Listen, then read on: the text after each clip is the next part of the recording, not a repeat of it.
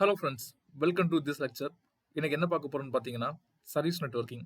So இதுக்கு முன்னாடி பார்த்தீங்க அப்படின்னா, நம்ம பாட் நெட்வொர்க்கிங்னா என்னன்னு சொல்லி பார்த்தோம். ஸோ பாட் நெட்வொர்க்கிங்ல நம்ம என்ன பார்த்தோம் அப்படின்னா, ஸோ ஒரு வெர்ச்சுவல் ஒரு பிரிட்ஜ் நெட்வொர்க் கிரியேட் பண்ணிட்டு, அந்த வெர்ச்சுவல் பிரிட்ஜ் நெட்வொர்க்ல வந்து ஒரு ஐபி அட்ரஸ் வந்து ஆஹ், அந்த இன்டர்ஃபேஸ்க்கு நம்ம அசைன் பண்ணோம். ஸோ அது எது வழியா பண்ணோம்னு பார்த்தீங்க அப்படின்னா, சிஎன்ஐயில் வந்து ஒரு தேர்ட் பார்ட்டி பிளகின் யூஸ் பண்ணி, அதாவது வியூநெட் அந்த மாதிரி தேர்ட் பார்ட்டி பிளகின் யூஸ் பண்ணி நம்ம ஐபி அட்ரஸ் வந்து மேனேஜ் பண்ணோம். ஸோ நம்ம இன்னைக்கு என்ன பார்க்க போறோம்னு பார்த்தீங்கன்னா, சர்வீஸ் நெட்வொர்க்கிங். ஸோ சர்வீஸ் நெட்வொர்க்கிங்கில் பார்த்தீங்க அப்படின்னா மொத்தம் 3 டைப் இருக்குது. ஒன்று பார்த்தீங்க அப்படின்னா ClusterIP, நெக்ஸ்ட் ஒன் பார்த்தீங்க அப்படின்னா NodePort, அண்ட் தேர்ட் ஒன் பார்த்தீங்க அப்படின்னா லோட் பேலன்சர். ஸோ இப்போ நம்ம ஃபஸ்ட்டு 2 டைப்ஸ் பற்றி நம்ம பார்க்க போகிறோம். ஸோ ClusterIP அப்படின்னா இப்போ ஒரு வித்தின் த கிளஸ்டர் ஒரு பாடு வந்து இன்னொரு பாடு கூட கம்யூனிகேட் பண்ணோம் அப்படின்னா நம்ம ClusterIP தான் யூஸ் பண்ணுவோம். ஸோ நம்ம இதுக்கு முன்னாடி பாடு யூஸ் பண்ணி கூட நம்ம வந்து கம்யூனிகேட் பண்ண முடியும். ஆனால் பாடு வச்சு யூஸ் பண்ணும்போது என்ன பிரச்சனைன்னு பார்த்தீங்க அப்படின்னா, இப்போ வந்து ஒரு பேக் அண்ட் அப்ளிகேஷன் இருக்குது. ஸோ அந்த பேக் அண்ட் அப்ளிகேஷனை வந்து நம்ம டேட்டாபேஸ் ஒரு பாடு இருக்குது. ஸோ அந்த டேட்டாபேஸ் பாடோட ஐபி அட்ரஸ் நம்ம கொடுக்குறோம். ஸோ அந்த டேட்டாபேஸ் பாடில் வந்து ஏதாவது ஒரு பிரச்சனை வந்து என்ன பண்ணுதுன்னு பார்த்தீங்கன்னா, நியூ பாடு கிரியேட் ஆகுது அப்படின்னா, அந்த நியூ பாடுக்கு வந்து நியூ ஐபி அட்ரஸ் கிரியேட் ஆகும். ஸோ இப்போ நம்ம அந்த பேக் அண்ட் அப்ளிகேஷன் இருக்குது பார்த்தீங்களா, ஒரு பாடு பேக் அண்ட் அப்ளிகேஷன் பாடு இருக்குது பார்த்தீங்களா, அந்த பாடில் போயிட்டு நம்ம பேக் அண்ட் கான்ஃபிகரேஷனை போயிட்டு நம்ம இப்போ டேட்டாபேஸோட ஐபி அட்ரஸ் நம்ம சேஞ்ச் பண்ணோம். அப்போ தான் வந்து அந்த பேக் அண்ட் அப்ளிகேஷன் ஒர்க் ஆகும். ஸோ இது வந்து ஒவ்வொரு வாட்டி நம்ம பண்ணிட்டு இருக்க முடியாது. ஸோ இது நம்ம சேஞ்ச் பண்ணால் கூட சேஞ்ச் பண்ணுறதுக்கு டைமுக்கு அந்த இன்டர்வலில் வந்து கண்டிப்பாக டவுன் டைம் இருக்கும். ஸோ அதை நம்ம அவாய்ட் பண்ணுறதுக்கு என்ன பண்ணலாம்னு பார்த்தீங்க அப்படின்னா, சர்வீசஸ் யூஸ் பண்ணலாம். ஸோ சர்வீசஸில் பார்த்தீங்க அப்படின்னா ClusterIP யூஸ் பண்ணி நம்ம வித்தின் த கிளஸ்டர் வந்து ஒரு பாடில் வந்து இன்னொரு பாடு வந்து கம்யூனிகேட் பண்ணிக்கலாம். ஸோ இந்த கேஸில் வந்து நம்ம வந்து டேட்டாபேஸ் பாடுக்கு வந்து நம்ம சர்வீஸ் கிரியேட் பண்ணிட்டு அந்த சர்வீஸோடைய ஐபி அட்ரஸை வந்து நம்முடைய பேக் அண்ட் அப்ளிகேஷனில் நம்ம கால் பண்ணியிருந்தோம் அப்படின்னா, ஒருவேளை அந்த பாட் டவுன் ஆச்சுன்னா கூட கியூப் செல்லுலர் வந்து நியூ பாட் வந்து அந்த டவுன் ஆன பாடுக்கு கிரியேட் பண்ணும். ஸோ அந்த டைமில் பார்த்தீங்க அப்படின்னா நியூ ஐபி அட்ரஸ் கிரியேட் ஆகும். ஆனால் இந்த நம்மளுடைய பேக் அண்ட் அப்ளிகேஷன் வந்து சர்வீஸ் ஐபி அட்ரஸ் நம்ம கொடுத்துருக்கோம். ஸோ இப்போ இந்த சர்வீஸ் ஐபி அட்ரஸ் என்ன பண்ணணும்னு பார்த்தீங்கன்னா, இந்த நியூவாக கிரியேட் பண்ண பாடோடைய ஐபி அட்ரஸ் வந்து ஆட்டோமேட்டிக்காக வந்து ஃபெச் பண்ணிக்கும். ஃபெச் பண்ணிட்டு நம்ம சென்ட் பண்ணுற ரிக்வஸ்ட் அந்த சர்வீஸுக்கு சென்ட் பண்ணுறோம் பார்த்தீங்களா அந்த ரிக்வஸ்ட்டை வந்து அந்த நியூவாக கிரியேட் பண்ணிச்சு பார்த்தீங்களா அந்த பாடுக்கு வந்து சென்ட் பண்ணோம். ஸோ செகண்ட் டைம் பார்த்தீங்க அப்படின்னா நோட்போர்ட். ஸோ நோட்போர்ட் அப்படின்னா இப்போ வந்து இது முன்னாடி பார்த்த ClusterIP நம்ம வந்து கம்யூனிகேஷன் வந்து வித்தின் த கிளஸ்டரில் தான் பண்ண முடியும். இப்போ ஒரு கிளஸ்டரில் இருந்துட்டு அவுட் சைட் ஆஃப் த கிளஸ்டருக்கு வந்து நம்ம வந்து ஃபார் எக்ஸாம்பிள் ஒரு கிளஸ்டரில் வந்து ஒரு அப்ளிகேஷன் ஃப்ரண்ட் அண்ட் அப்ளிகேஷன் இருக்குது. அந்த ஃப்ரண்ட் அண்ட் அப்ளிகேஷனை வந்து நம்ம ப்ரௌசர் வழியாக ஆக்சஸ் பண்ணோம் அப்படின்னா, அது வந்து அவுட் சைட் ஆஃப் த கிளஸ்டரில் வந்து நம்ம ஆக்சஸ் பண்ணுறோம். ஸோ அந்த டைமில் நம்ம நார்மலாக இப்போ ClusterIP யூஸ் பண்ணோம் அப்படின்னா நம்மளால் ஆக்சஸ் பண்ண முடியாது அந்த அப்ளிகேஷனை. இது நம்ம நோட்போர்ட் யூஸ் பண்ணோம் அப்படின்னா நம்ம ப்ரௌசர் வழியாக நம்ம லான்ச் பண்ணியிருக்கோம் பார்த்தீங்களா ஃப்ரண்ட் அண்ட் அப்ளிகேஷன், அந்த ஃப்ரண்ட் அண்ட் அப்ளிகேஷன் வந்து நம்ம ஆக்சஸ் பண்ண முடியும்.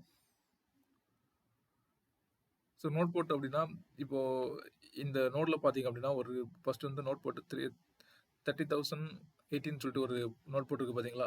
ஸோ இது வந்து நோட்போர்ட். ஸோ வர ரிக்வஸ்ட் வந்து என்ன பண்ணணும் பார்த்தீங்கன்னா, ஃபஸ்ட் நோட்போர்ட் வரும். நோட்போர்ட் தான் வந்து அந்த ரிக்வஸ்ட் வந்து சர்வீசஸ்க்கு சென்ட் பண்ணணும். சர்வீசஸ் என்ன பண்ணணும் பார்த்தீங்கன்னா, அந்த எந்த பாடுக்கு சென்ட் பண்ணணுமோ அந்த பாடுக்கு வந்து அதாவது இன்டர்னல் சர்வீஸ், அதாவது ClusterIP யூஸ் பண்ணுற சர்வீஸ் இருக்குது பார்த்தீங்களா, அதுக்கு வந்து சென்ட் பண்ணும். அந்த சர்வீஸ் என்ன பண்ணணும்னு பார்த்தீங்க அப்படின்னா அந்த பர்டிகுலர் பாடுக்கு வந்து சென்ட் பண்ணும்.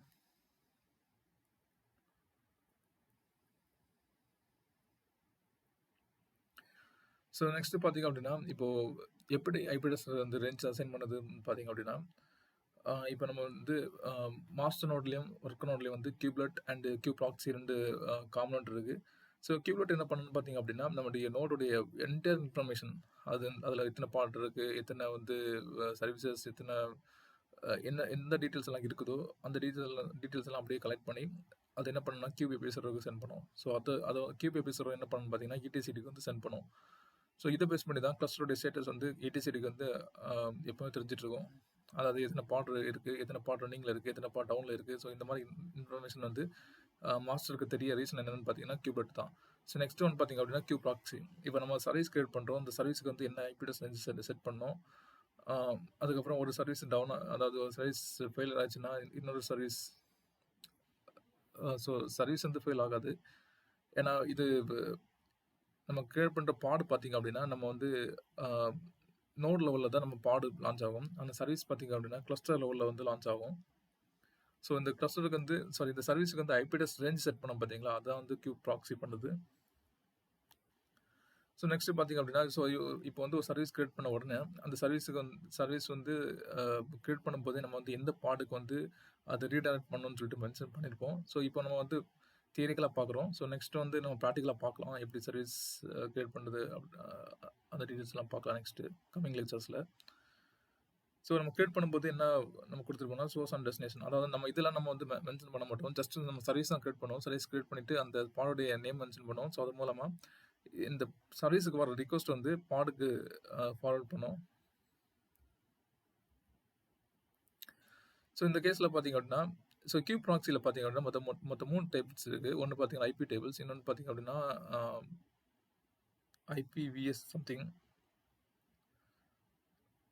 ஸோ இப்போ நம்ம டிஃபால்ட் கியூப் ப்ராக்ஸியோடைய இது டைப் பார்த்தீங்க அப்படின்னா ஐபி டேபிள்ஸ். ஸோ அதை பற்றி நம்ம இப்போ பார்க்க போகிறோம்.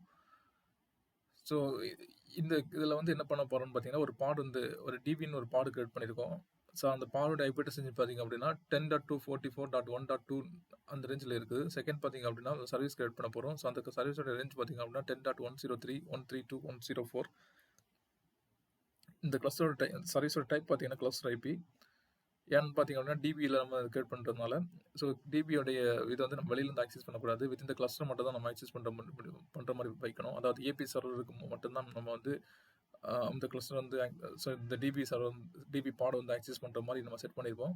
அதனால தான் நம்ம இங்கே வந்து சர்வீஸ் டைப் இந்த கிளஸ்டர் ஐபின்னு யூஸ் பண்ணுறோம். ஒருவேளை இது வந்து ஃப்ரண்ட் அண்ட் அப்ளிகேஷனாக இருந்துச்சுன்னா நம்ம வந்து NodePort யூஸ் பண்ணியிருப்போம். ஸோ இப்போ வந்து அந்த ஐபி அட்ரஸ் ரேஞ்ச் வந்து எப்படி செட் ஆகுது? பை டிஃபால்ட்டாக வந்து QAP சர்வரில் வந்து இங்கே கிளஸ்டர் ஐபி வந்து செட் ஆகுது பார்த்தீங்களா? ஸோ அந்த கிளஸ்டர் ஐபி எந்த ரேஞ்சில் இருக்குன்னு பார்த்தீங்கன்னா 10.0.0.0.24 தான் இருக்கும். ஸோ அது எப்படி வேலிடேட் பண்ணுறதுன்னு பார்த்தீங்க அப்படின்னா 2 மெத்தட் இருக்குது. ஒன்று பார்த்தீங்க அப்படின்னா ப்ராசஸ் -EF grep QAP சர்வர்னு சொல்லி மென்ஷன் பண்ணி நம்ம வந்து அந்த கிளஸ்டர் ஐபி ரேஞ்ச் பார்க்கலாம். இன்னொன்று பார்த்தீங்க அப்படின்னா நம்மளுடைய QAP சர்வருடைய மேனிஃபெஸ்ட் பார்த்து நமக்கு தெரியும். /etc/kubernetes/manifest அதுக்குள்ள பார்த்தீங்க அப்படின்னா QAP server.yaml ஒரு ஃபைல் இருக்கும். அந்த ஃபைலில் போயிட்டு கிளஸ்டர் ஐபி ரேஞ்ச் நம்ம செக் பண்ணி பார்த்தாச்சுன்னா அதில் நம்ம பார்க்க முடியும். ஸோ இப்போ வந்து நமக்கு ஒரு சர்வீஸ் கிரியேட் பண்ணிட்டோம். அந்த சர்வீஸ் வந்து எந்த பாட்டுக்கு அந்த வர ரிக்வஸ்ட் வந்து ட்ரான்ஸ்ஃபர் பண்ணணும்னு சொல்லிட்டு நம்ம வேலிடேட் பண்ணோம் அப்படின்னா IP tables -L -t nat grep db சர்வீஸ்னு சொல்லிட்டு அந்த கமெண்ட் எக்ஸிக்யூட் பண்ணி பார்த்தோம் அப்படின்னா இது வந்து சர்வீஸோட ஐபி அட்ரஸ் 104. இது பார்த்தீங்க அப்படின்னா இந்த சர்வீஸ் வர ரிக்வஸ்ட் வந்து எங்கே ட்ரான்ஸ்ஃபர் பண்ணணும் பார்த்தீங்க அப்படின்னா 1.2ன்னு சொல்லிட்டு ஒரு பாட் இருக்குது. அந்த பாட்டுக்கு தான் வந்து ட்ரான்ஸ்ஃபர் பண்ணோம். ஸோ இங்கே ஃபஸ்ட் இந்த சர்வீஸ்க்கு வந்து ரிக்வஸ்ட் வரும். அந்த சர்வீஸ் வர ரிக்வஸ்ட் வந்து இது வந்து 1.2 ஒரு பாட்டுக்கு வந்து ட்ரான்ஸ்ஃபர் பண்ணும், ஃபார்வர்ட் பண்ணும்.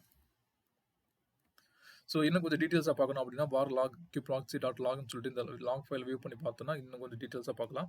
ஸோ இது வரைக்கும் நம்ம வந்து தியரிக்கலாக பார்த்தோம். இனிமேல் வந்து ப்ராக்டிக்கலாக வந்து எப்படி ஒரு சர்வீஸ் கிரியேட் பண்ணுறது, அதுக்கப்புறம் வந்து kubeproxy டைப், இந்த மாதிரி டீட்டெயில்ஸ் கொஞ்சம் பார்க்கலாம்.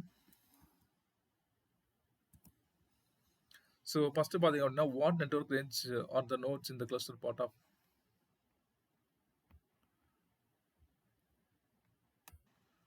ஸோ இப்போ எப்படி வேலிடேட் பண்ணுறது பார்த்தீங்கன்னா kubectl get நோட்ஸ்ன்னு கொடுத்து பார்த்தோம் அப்படின்னா நோடோட டீட்டெயில்ஸ் பார்க்கலாம். அதோட ஐபி அட்ரஸ் செக் பண்ண பார்க்கணும் அப்படின்னா -0 கொடுக்கணும். ஸோ இங்கே பார்த்தீங்க அப்படின்னா 192.7.186.9 அதுதான் இந்த இன்டர்னல் ஐபி அட்ரஸ். ஸோ 192.7.186 அந்த ரேஞ்சு தான் இங்கே இருக்குது. ஆனால் இதோடைய சப்நெட் என்னன்னு தெரியாது. ஸோ அது நம்ம கண்டுபிடிக்கணும் அப்படின்னா ஐபி அட்ரஸ் கொடுத்தாச்சுன்னா, ஸோ இதில் பார்த்தீங்க அப்படின்னா ETH0 அண்ட் ETH1 சொல்லிட்டு 2 இன்டர்ஃபேஸ் இருக்குது. ஸோ இந்த இன்டர்ஃபேஸில் வந்து எது வந்து இதோடைய இன்டர்ஃபேஸ் எப்படி வேலிடேட் பண்ணுறதுன்னு பார்த்தீங்க அப்படின்னா, ஸோ இந்த கண்ட்ரோல் பின்னோடைய ஐபி அட்ரஸ் ரேஞ்ச் பார்த்தீங்கன்னா 186.9. ஸோ இந்த 186.9 வந்து எந்த இன்டர்ஃபேஸில் இருக்குதோ அந்த இன்டர்ஃபேஸ் தான் வந்து இதில் மேப் ஆயிருக்குன்னு சொல்லிட்டு நம்ம திங்க் பண்ணிக்கலாம். ஸோ 196.9. ஸோ இதுதான் வந்து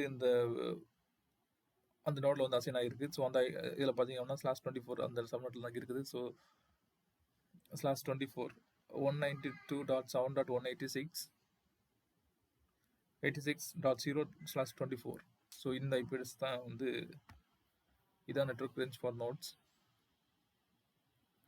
What is the range of IP address configured for pods on this cluster?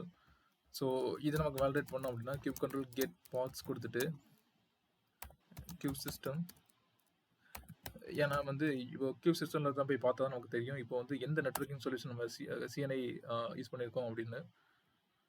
So இதில் பார்த்தீங்கன்னா வியூநெட்னு சொல்லிட்டு நெட்வொர்க்கிங் சொல்யூஷன் யூஸ் பண்ணியிருக்கோம். ஸோ வியூநெட்டோடைய இதை வந்து நம்ம இதோடைய லாக்ஸ் நம்ம செக் பண்ணி பார்த்தோம் அப்படின்னா அதில் வந்து ஐபி அலாக் ரேஞ்சுன்னு சொல்லிட்டு ஒரு ஆப்ஷன் இருக்கும். அந்த ரேஞ்சில் அந்த ஆப்ஷனில் போய் பார்த்தோம் அப்படின்னா நமக்கு வந்து இந்த ரேஞ்சில் வந்து செட் பண்ணியிருக்குன்னு சொல்லிட்டு நமக்கு தெரியும். ஸோ கியூப் சிஸ்டம்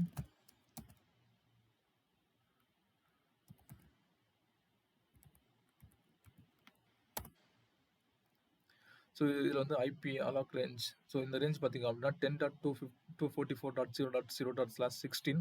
ஸோ இந்த ரேஞ்சில் தான் வந்து ஐபி அட்ரஸ் வந்து அலாக் ரேஞ்ச் பண்ணியிருக்காங்க. ஸோ வந்து 16. So first IP address.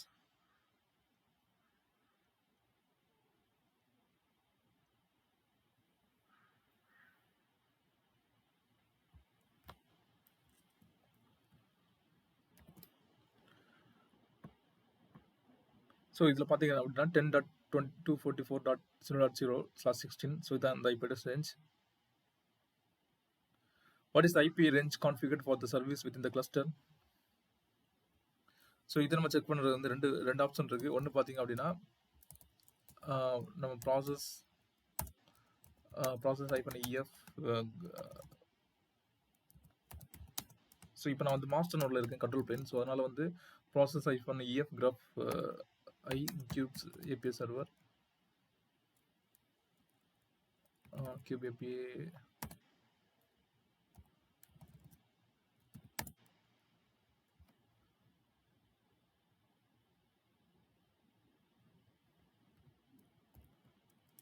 So API சர்வர்னு சொல்லி டைப் பண்ணுறேன். API server.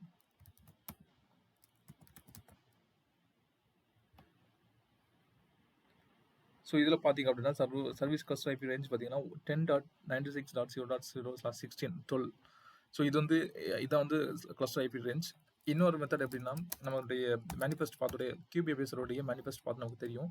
ஸோ இடிசி குபர்னெட்டிஸ் மேனிஃபெஸ்ட் அதில் பார்த்தீங்க அப்படின்னா கியூப் ஏபிஎஸோடைய YAML ஃபைலில் போயிட்டு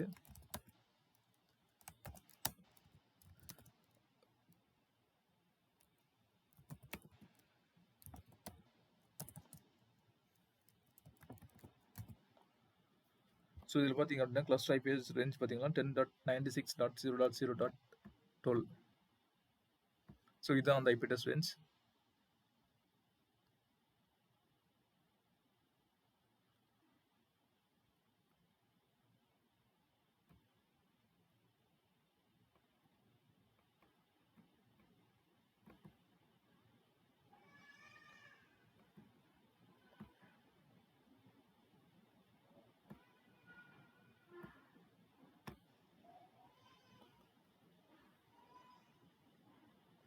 ஸோ ஆக்சுவலாக வந்து இதுதான் ஐபி அட்ரஸ் ரேஞ்ச்.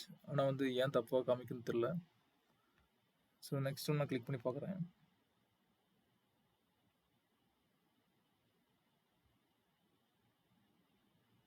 ஸோ அதில் ஏதோ தப்பு இருக்குது. ஆக்சுவலாக இதுதான் கரெக்டானது. 10.96.0.0/12. இதான் வந்து கரெக்டான ஐபி அட்ரஸ். ஓகே, இப்போ வந்து எடுத்துக்கிச்சு. ஸோ நெக்ஸ்ட் கொஸ்டின் போகலாம். How many cube proxy parts R diploid in this cluster? So இதை நம்ம செக் பண்ணோம் அப்படின்னா cube control get all -all எல்லா நேம் ஸ்பேஸில் இருக்கிற இதுவும் பார்க்கலாம். ஸோ இதில் பார்த்தீங்க அப்படின்னா நமக்கு வந்து கியூப் ப்ராக்ஸி வந்து எங்கே ரன் ஆகுதுன்னு பார்த்தாச்சுன்னா கியூப் ப்ராக்ஸி 1. ஸோ இப்படி பார்க்குறத விட cube control get parts -n cube system சொல்லி போட்டோம் அப்படின்னா ஸோ இதில் வந்து கியூப் ப்ராக்ஸி எவ்வளோ ரன் ஆகுது பார்த்தீங்கன்னா 2. ஸோ 2.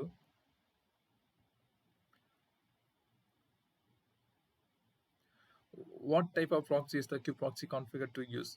ஸோ கியூப் ப்ராக்ஸியில் வந்து மொத்தம் 3 டைப் இருக்குது. ஒன்று பார்த்தீங்கன்னா ஐபி டேபிள்ஸ், இன்னொன்று பார்த்தீங்க அப்படின்னா யூசர் ஸ்பேஸ், இன்னொன்று பார்த்தீங்கன்னா IPVS. ஸோ பை டிஃபால்ட்டாக வந்து கியூப் ப்ராக்ஸியில் நம்ம எந்த மாதிரி டைப் செட் பண்ணலாம் அப்படின்னா கிரியேட் பண்ணும்போது ஐபி டேபிள்ஸ் தான் கிரியேட் ஆகும். ஸோ இப்போ வந்து நம்ம வந்து அதோடைய இது பார்க்கலாம். So cube control logs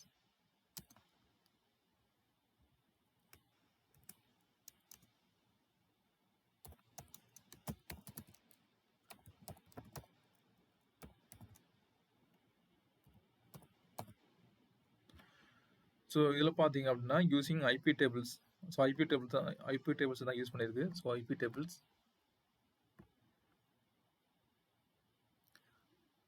so next one பார்த்தீங்கன்னா, how does this Kubernetes cluster ensure that a kube proxy pod runs on all nodes in the cluster?